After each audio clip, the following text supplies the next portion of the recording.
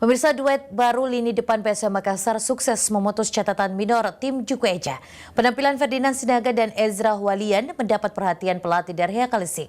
Tampil sebagai starter, dua pemain tersebut turut menyumbang gol kemenangan PSM Makassar atas Arema FC.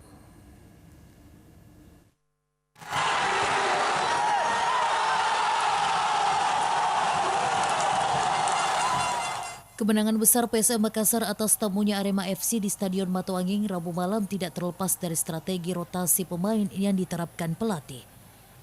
Ezra Walian bersama Ferdinand Sinaga dipercaya tampil sebagai starter.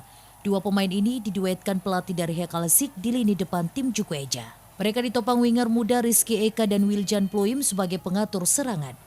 Sementara dua penyerang sayap yang selama ini selalu jadi pilihan utama M. Rahmat dan Zulham Zamrun duduk di bangku cadangan bersama striker asing Amino Balde.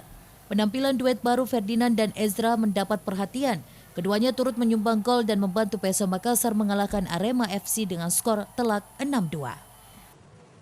Selain karena banyaknya pemain yang absen karena cedera, rotasi yang dilakukan pelatih dari Kalesik diharapkan bisa mengubah gaya permainan PSM yang selalu tampil monoton. Terbukti strategi tersebut sukses mengantarkan pasukan Ramang kembali ke jalur kemenangan. Wahyu Saputra, Celebes TV.